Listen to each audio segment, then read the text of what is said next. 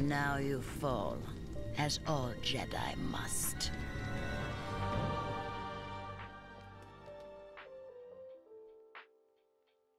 Asajj est un de mes personnages préférés, voire le préféré de la boîte de base. Pourquoi?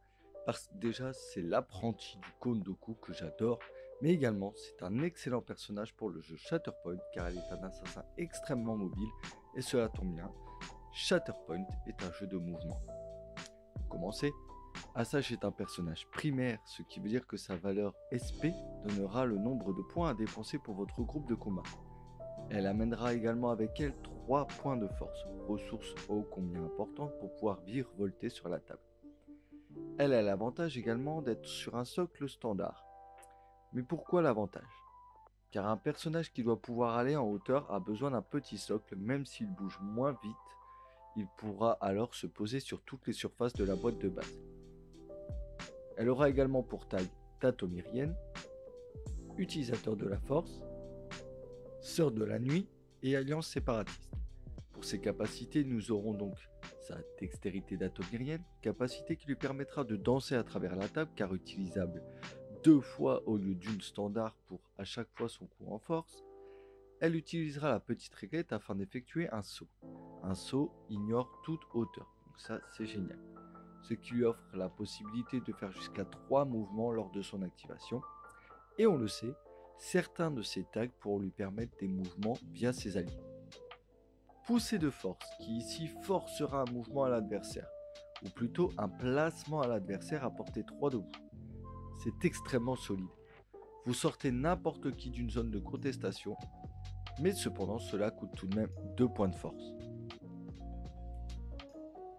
Riposte, qui a son équivalent à distance déflexion, vous permettra après qu'Asajj ait subi une attaque au corps à corps, celle-ci renverra gentiment 2 dégâts non défendables dans l'adversaire si le jet d'attaque comprenait au moins une face échec sur les dés. Ça se prend, 2 dégâts gratuits. S'éclipser vous permettra que si un allié dathomirien ou alliance séparatiste cible un ennemi qui est engagé avec Asajj, celle-ci pourra effectuer un replacement et gagnera également un token de couvert.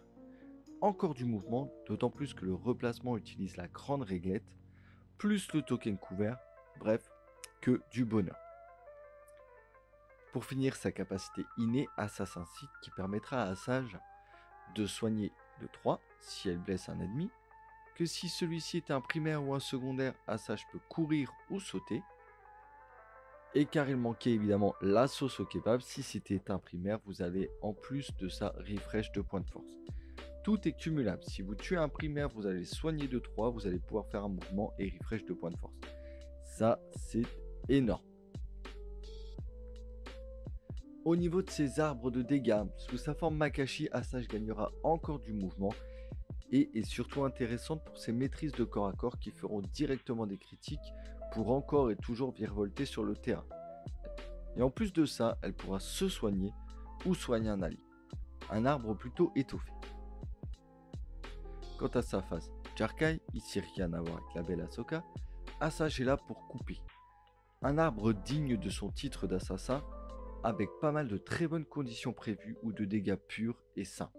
Elle défend même mieux grâce à ses maîtrises que sur l'arbre précédent. Mais du coup, avec quoi fonctionne Asajj? Car Shatterpoint est avant tout un jeu d'équipe. Et bien pour être honnête, c'est assez simple, tout ce qui contient des tags similaires aux siens, mais surtout que ses alliés puissent lui laisser la liberté de danser sur la table. Le meilleur exemple ici, c'est Dooku, son maître, qui à son activation offre un foncé gratuit à une unité CSI. Vous allez du coup forcer des choix, ou je gère le ton Dooku qui m'arrive dessus, ou j'essaye de bloquer Asajj. Contrairement à Grievous, qui lui sera plus dans la synergie droïde ou alliance séparatiste, moins dans le mouvement. Celle-ci fonctionne très bien aussi dans le groupe de combat avec lequel elle vient, à savoir Kalani les B1, mais également les Magna Guard. Pourquoi? Parce qu'ils peuvent être relativement indépendants et surtout ne consomment que très peu de force. Vous allez également très bien fonctionner ou plutôt faire fonctionner Savage Opress en restant à portée 3 de lui. Celui-ci pourra presque vous suivre à votre tour d'offrir cette fois-ci des mouvements. Mais évidemment, elle fonctionnera parfaitement avec l'ensemble de packs d'Atomérien, quoi qu'il en soit. Évidemment, je ne la conseille pas du tout avec les Inquisiteurs, car ils ne synergisent pas du tout ensemble. Et voilà, c'est terminé pour le cassage. N'hésitez pas à me dire quel sera le prochain cas que vous souhaiteriez écouter.